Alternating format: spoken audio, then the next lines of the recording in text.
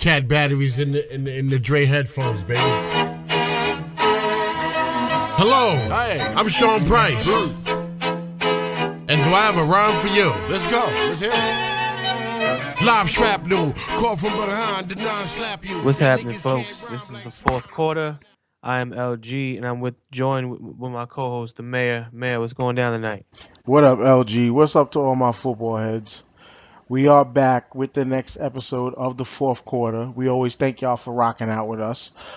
First things first, before we get started, we'll give more details later, of course, at the end of the show. But we do have the fourth quarter fantasy football challenge league currently posted up through ESPN.com. That's where the league will be taking place. We also have it listed up on our Facebook page, facebook.com/talking my team.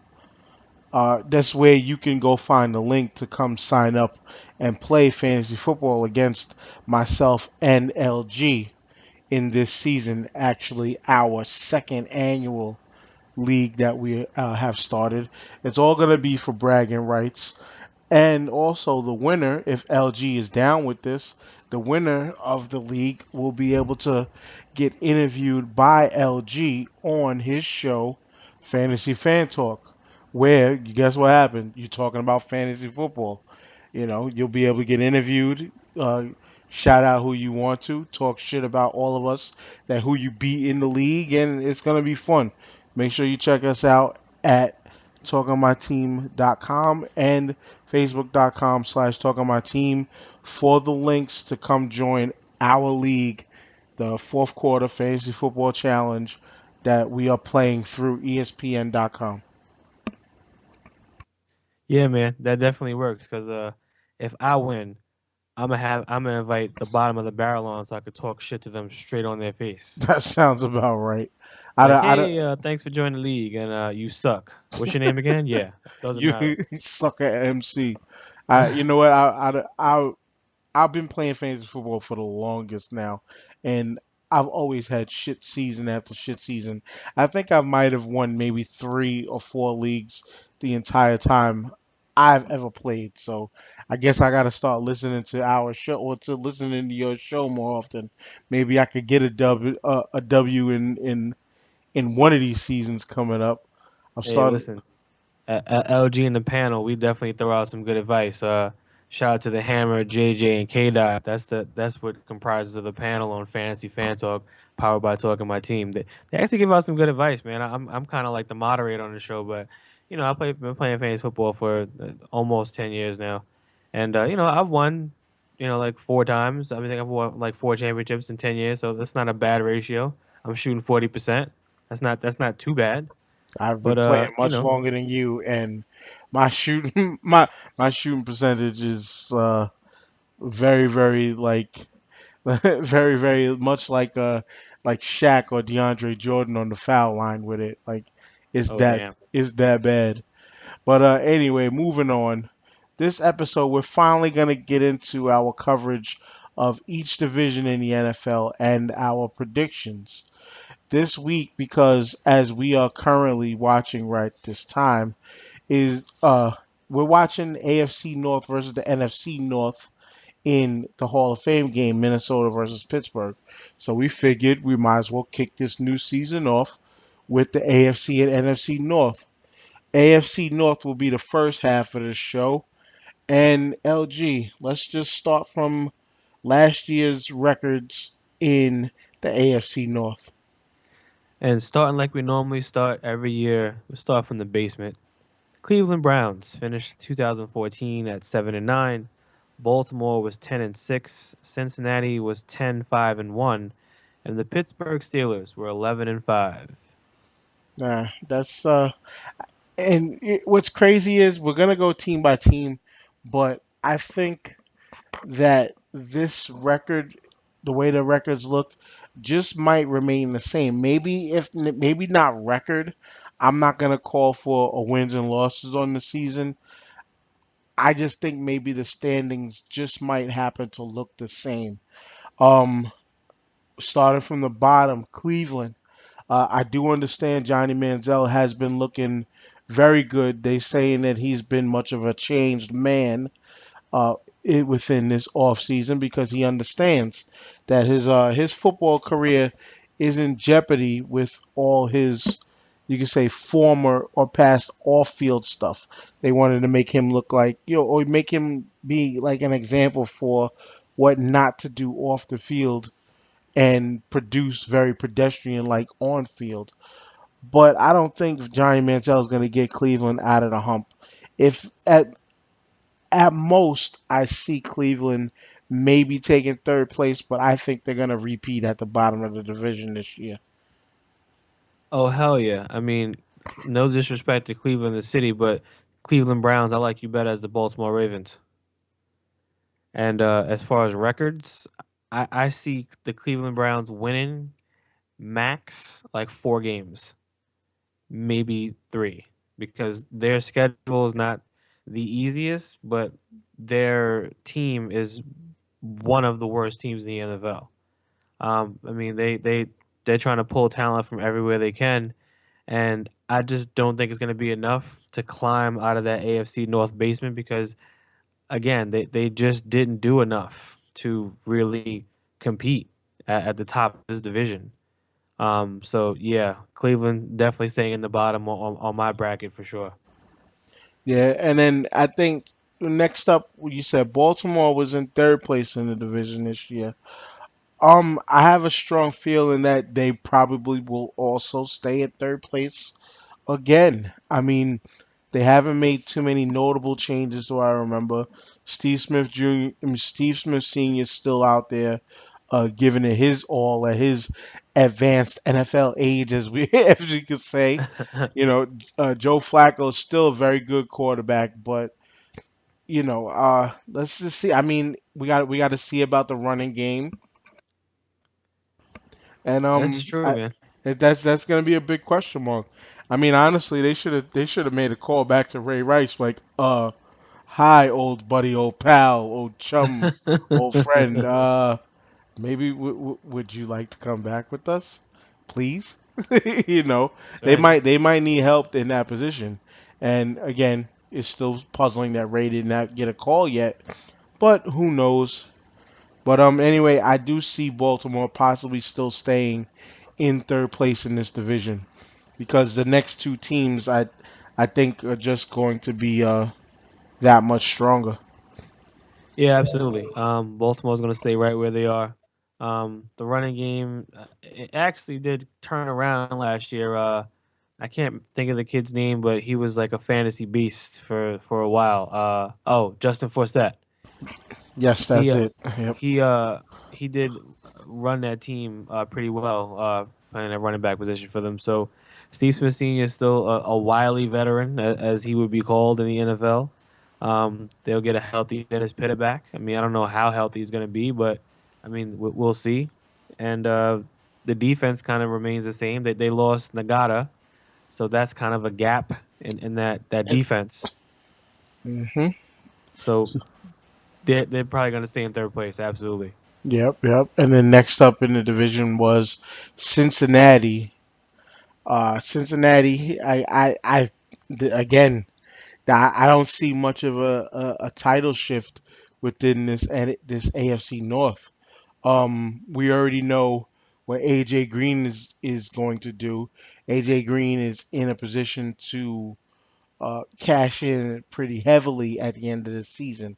He said like a man that he is going to play out the rest of this season, which is the last year in his contract, and I think the man might end up balling out of control as long as Andy Dalton can stay upright to get him the ball. Gio Bernard is a guy who's been very, very injured often. So we gotta they have another question mark at running back also, and the defense has been pretty decent over recent years. So I again, there's not much a title change in my book. They're gonna still stay in second place, and I think AJ Green is going to either ball out of control or be put in control because this is a contract year for him. So look out for that. Maybe the ball might start traveling less his way, LG. Man, I don't know. I think Cincinnati might be able to pull ahead in this division, but they're gonna have to beat some of the bigger teams on their schedule. In week 5, they're gonna have to beat Seattle. Um, they're gonna have to beat the Steelers in week 14, and they're gonna have to beat the Broncos. If they could win those 3 games, they will win their division, and they will have a better record than Pittsburgh if they win those 3 games.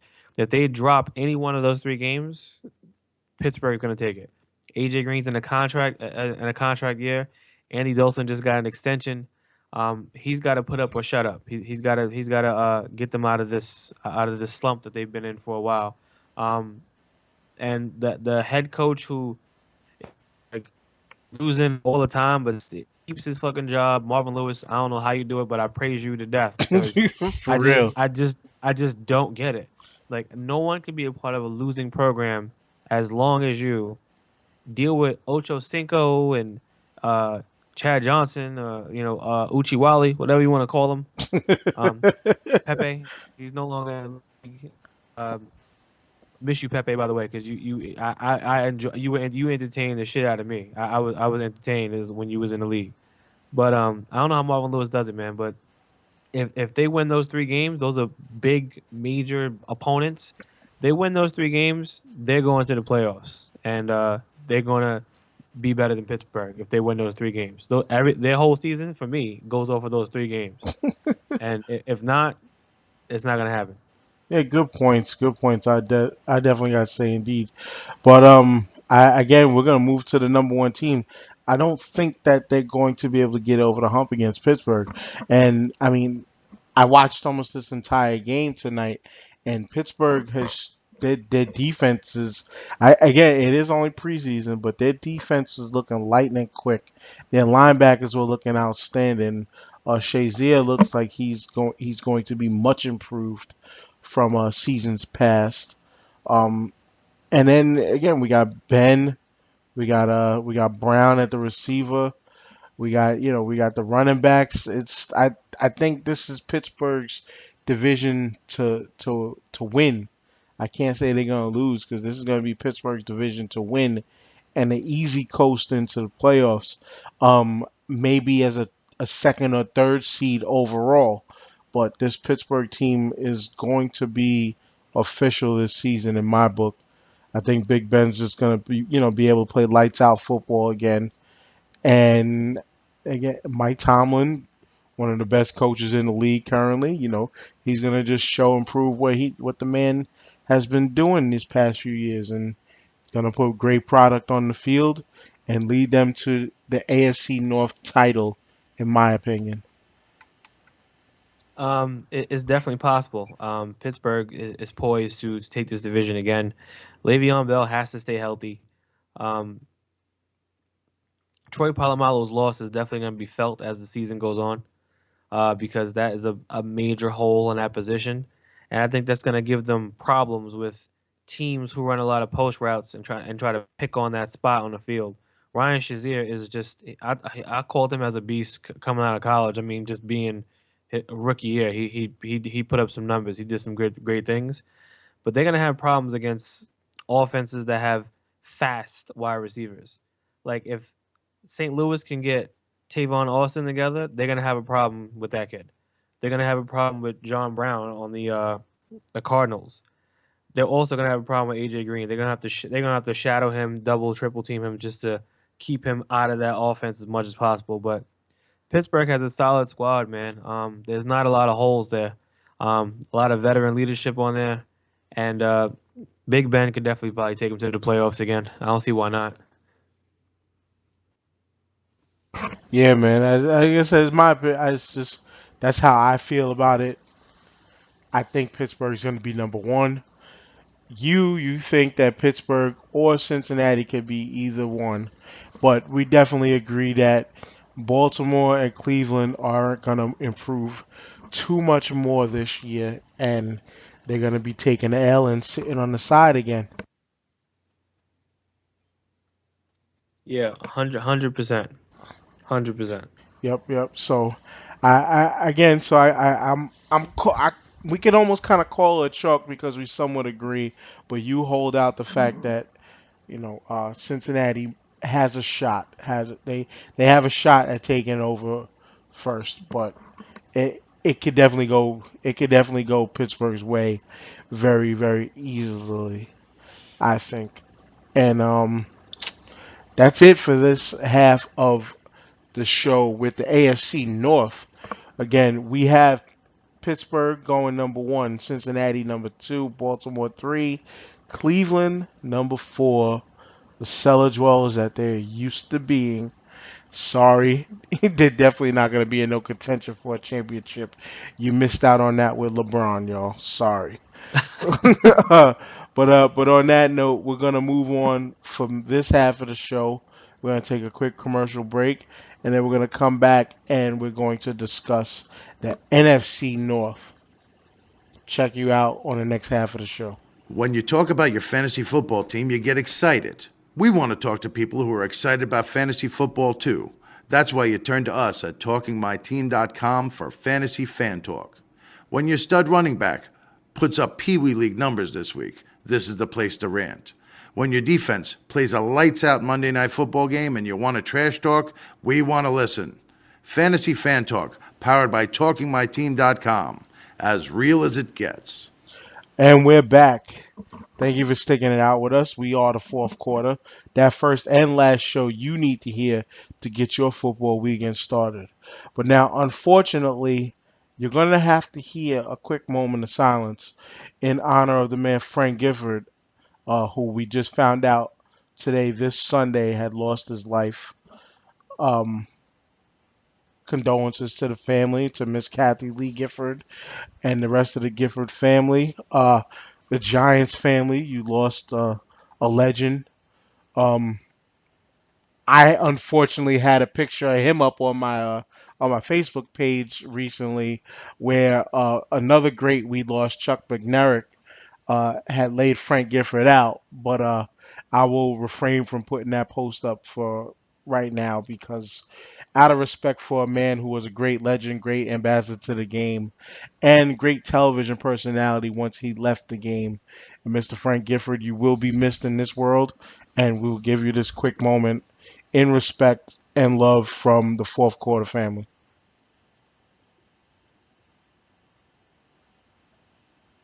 All right, now moving on. We are now up to the NFC North, where LG hit the people off with last year's standings. Last year's standings in 2014, Chicago Bears finished at 5-11, Minnesota Vikings finished at 7-9, the Detroit Lions finished at 11-5, and finally the Green Bay Packers finished at 12-4. Nice, nice. Now, this one I can tell you right off the bat, this is not going to be chalk like last season because once we get there, well, we'll get to the teams in a minute, but I do believe that Minnesota Vikings team is going to be at least in second place in this division this year. But starting from the bottom up, LG, I'm going to say Chicago definitely sits in the basement still because they lost Brandon Marshall. I mean, they picked up Kevin White, who definitely is a suitable wide receiver, but he's still young. Still got to learn the route tree. Got to learn to play with sketchy ass Jay Cutler, and a lot of it's going to fall back on Matt Forte. And I don't know if Matt Forte can carry an entire team. He's good, but he's not Adrian Peterson good. He's not, last year's DeMarco Murray good. I don't think he can do what those guys have done for those respective teams. So I see Chicago maybe winning 8 games, maybe nine, and that's like a push. A lot of that's going to rely on Jay Cutler. I mean, we don't know which Jay Cutler is going to come out week to week. If he can keep some consistency, maybe build a nice pattern with maybe Alshon Jeffrey, um, and keep Forte happy because Matt Forte is a phenomenal pass catcher out of the backfield. So that offense is really going to be dictated by Jay Cutler, man. So the more mistakes he makes, the more games they lose. That's just simple, footballonomics 101 right there. So Chicago stays in the basement for me, or Chicago can be replaced by Detroit in the basement, nah, depending on how this whole fiasco goes down. I still see Chicago staying in the basement, unfortunately, because like you stated, uh, Jay Cutler is a good quarterback, but he is sketchy at best because it's either he overshoots wide receivers or just gets wide receivers the ball. They got Kevin White out of the draft, who I believe still is currently injured. He's currently going through something, I think, and he's not going to be a difference maker. Matt Forte can't do it all. He just can't. He can't. And the bottom line is this defense hasn't been the defense of old, and I mean even recent old. This defense just has not been the same, and it's still not going to be the same. And the Chicago Bears team will remain in last place in this NFC North division. Now, who I see coming in third place in this division, to me, is going to be the Detroit Lions. They haven't really grown too much offensively. We still don't know what's up at running back for 100% sure. Matt Stafford is, like I said, he's a step above the sketchy Jay Cutler because he's got a stronger arm, and he still has Megatron on his side. The running game we're not sure about, and the defense. This is mainly reason why I think that they're going to place third is because their defense took a major, major, major hit with Ndamukong Suh going to Miami and leaving them high and dry. So LG Detroit for me is going to be third place in this division. Yeah, that sounds really accurate, man. Because Dominican Sue, I mean, as an interior, defensive tackle, your job is to stop the run, and I think teams are gonna run all over Detroit, and for them not to have a running game in return, Matthew Stafford is gonna see season high in attempts this year. He's gonna have to throw the ball at least 30 times a game to put them in the game to win. I mean, but he's got Golden Tate, he's got Megatron. Hopefully Eric Ebron shows up this year because last year he was kind of a dud because they were kind of building this kid up as one of those tight ends that make the transition from one sport to another, and he's big, he's a big target, and blah blah blah, and he just didn't materialize into that what they were hoping, and they released Reggie Bush in February. Um, there's no suitable replacement, so I really don't see them climbing up anywhere. That they're actually probably gonna drop to third in the division or last, depending on how many runs they allow this year. So yeah, Detroit, you guys are gonna feel Donkey Kong's loss a lot this year. True And Matt indeed. Stafford, put some ice on that arm, get yourself in the hyperbaric chamber, cool it off, because it's going to go through a lot of rigor this season. So Get please be a, prepared. get a lot of oxygen in that blood, right? But real quick though, funny shit is like you mentioned Reggie Bush. I was like two things I just because I had him recently on my mind recently. Like, remember when he was supposed to be the next Gale Sayers? Like that shit is really mind blowing now how his career went. Like he's now more or less had a career like Grant Hill comparing to the NBA to the NFL where he was supposed to be all everything, but then injury like destroyed him. Yeah, And that and but sounds about he's right. but he still has somewhat of pretty average to pedestrian career within this league. Like he still can get a job no matter how hurt he gets. Somebody still picks him up. And it's amazing to me. It's amazing. I guess it says a lot about him in general. I guess and his character and stuff still too. But he still keeps getting the job. He still keeps getting the job, and he's not even close to what he used to be, man. Not I, even I think close. I think a team that could benefit having Reggie Bush would be like Carolina Panthers, circa when it was just D'Angelo Williams back there, and the other dude was always hurt. I mean, you put D'Angelo Williams in the backfield. As a 1-2 kind of punch. If they split runs, 60-40, 50-50, whatever it's going to be. That keeps them both healthy. That gives you the most chances to run pass oriented offenses, which Cam Newton will do with the right type of tools, and that gives him another option to look for now that Steve Smith is gone. Kelvin Benjamin's a big target, but he's not always open. He doesn't run the cleanest routes, so he really doesn't free himself a lot. You got to throw him open and hope he can track the ball all the time. Sometimes it's hard to maneuver that big frame. So if I was Carolina, I would be looking at Reggie Bush. He did show flashes of brilliance in Miami. So, I mean, it's Reggie Bush isn't. I wouldn't say he's completely done from the league, but the shine is definitely off the rose when it comes to Reggie Bush. True indeed. And he is a Super Bowl winner too. Believe it or not, Absolutely, still also. He's got a ring in the case from the Saints. Yes, sir. So, but anyway, I just had to drop that name real quick because, I just, it was puzzling and amazing to me still that he still got a job in the league, and the fact of remember when we all thought he was supposed to be that next Gale Sayers or that next greatest running back ever type in the league. But we all see that did not happen.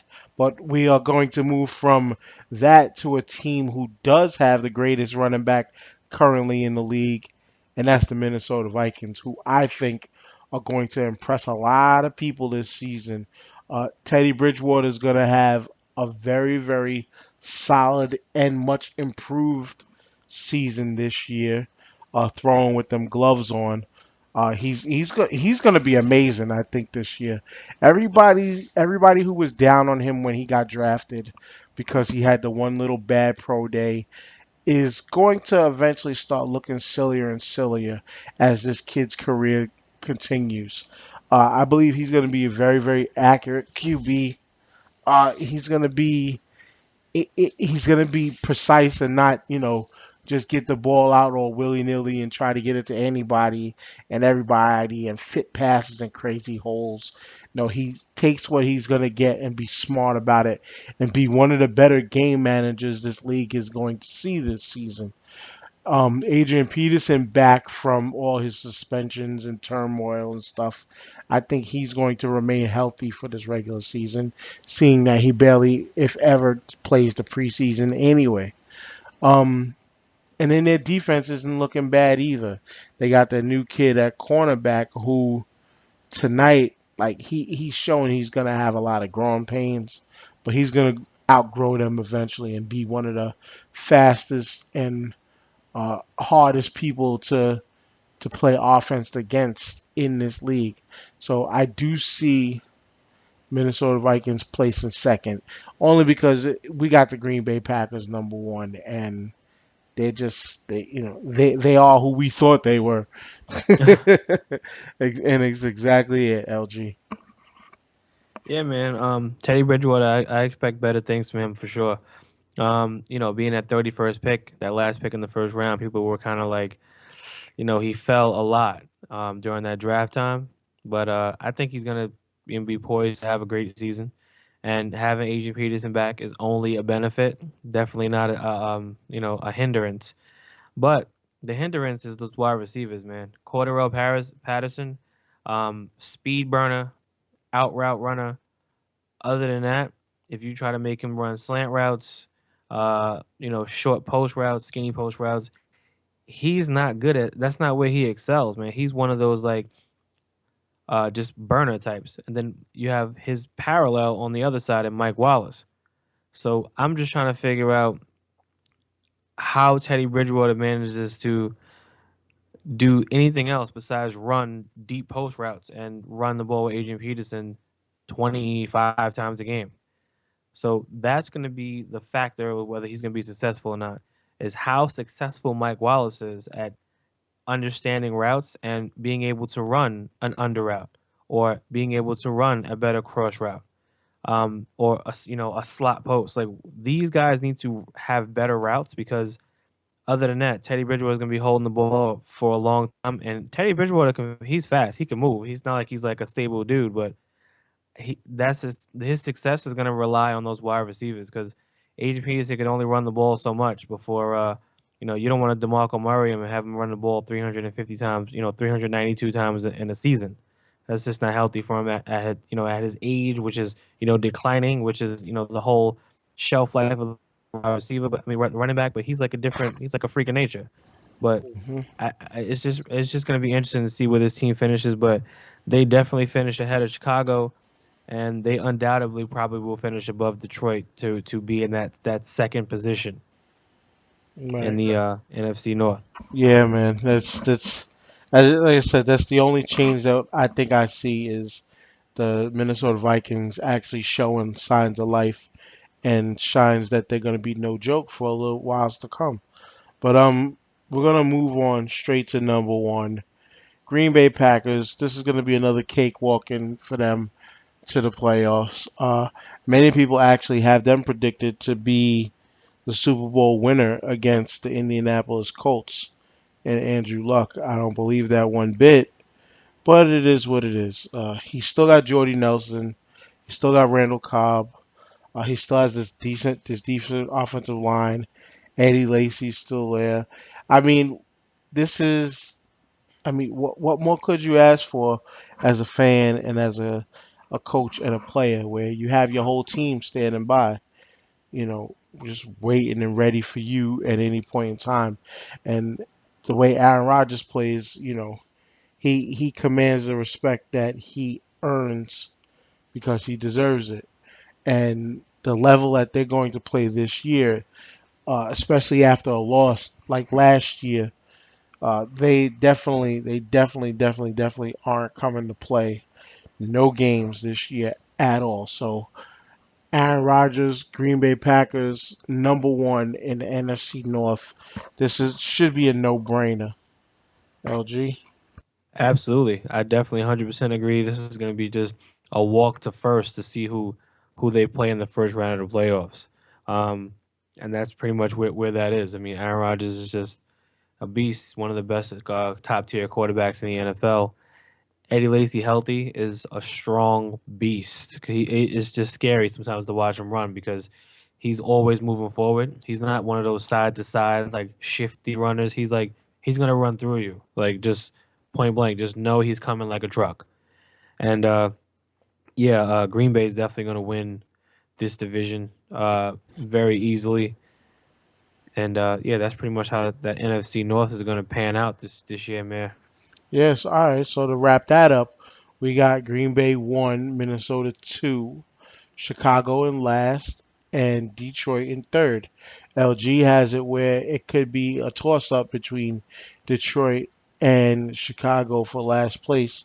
But unfortunately, that's where those two shit cans of a team stand right now. And they're not going to make the playoffs. I'm sorry for people like Megatron and them. But yeah, you guys got a hard way to go. And on that note, we're going to take the hard way out and wrap up this episode of the fourth quarter. That first and last show you need to hear to get your football weekend started, which is for fans, by fans of this game we call football. LG, let's take us home with all the information and how they can reach us. And I think that's about it, LG. Let the people know what's up. Yeah, man, you can always call us on that TMT hotline 24 hours a day just to get whatever it is off your chest at 718-218-5829. You can always conversate with us on Twitter at Talking My Team. Hit us up on Facebook on the Facebook fan page, facebook.com/ Talking My Team. And you can always go to talkingmyteam.com for the latest and the greatest information, including our Talking My Team t-shirt store, which is readily available for anybody who's looking to support the show that they love, that they built, that they help achieve. And we appreciate all the love and support we've been getting on social media. I think we're at like 200 likes or something like that, and that's just word of mouth. That's not us running around and talking to people in the street and throwing flyers at people. It's just pure word of mouth, and we appreciate it. Absolutely, absolutely. So once again, we thank y'all for rocking out with us. And at the end of this episode, man, I gotta give as y'all know, we play rap music or any kind of music really that goes with the tone and goes with the mood of the show. This show, at the end of this one and at the front of this one, I have to play a little something from my man Sean Price, man. This one, I don't get. I'm a guy who doesn't get starstruck. Everybody knows me. I'm a hip hop head to the core. Like it's football. It's my family, football, and then hip hop. That's the order of my life. And this this dude is a member of the you could say of Duck Down Records, Helter Skelter from back in the day. He's put out a number of different projects on his own, and we just lost him also yesterday. To my understanding, he died in his sleep. Saying they say something about he might have had a heart attack in his sleep. Nevertheless, like as a fan, it I never, like I said, I never get starstruck. I never get bent out of shape over like a celebrity's death or something like that. But this guy was something different, and this guy was a guy who was just he was just the regular average dude who just happened to be nice on the mic. One of the illest ever on the mic. Dude was a family man just like myself and LG, who, he did what he had to do for his family, his wife, kids, whenever, at all times, and was a straight up dude. And every time I've ever met this guy in the street, straight humble, never made it like he was better than you, none of that. Just it stood true when he would call himself the brokest rapper, But yeah, the man had his dough, but still, the he was in a class of his own, and the hip hop community and the hip hop world definitely is gonna miss you. Your family's gonna miss you. Duck Down's gonna miss you. But like I said, I'm gonna miss you. The hip hop world's gonna miss you. And peace and love, and we'll see you on the other side. Sean Pre, aka Sean Price, aka Big Ruck, Decepticon Sean, all of that, man. Like I said, it hurts to see you go, but we're gonna take this show out on one of your dope tracks, and we thank y'all for Let's go. listening, and we'll see y'all on the next Listen. episode. Peace. Stuck in the jam, why you wanna fuck with me, fam? I'm trying to live a square life, you wanna fuck up my plan. Under a bus, fucker, I throw you under a van. Throw the van in reverse and then I do it again. Grand Theft Auto, the man with the sketch also. 2 turntables detected and touch torsos. P, niggas thinking that the family sweet. Run up on Ruck and get beat with hands and feet, nigga. Kimbo slicing and slicing Jim Kelly. Thing go poppin', then enter your thin belly. Fuck being humble, I'm better than everybody. Melancholy niggas get hit with a heavy shotty. Dumb fuckers don't know how the rules go. Young pups can't fuck with the cool Joe. You bark better than you bite. Yeah, I bark, but I'm better when I fight.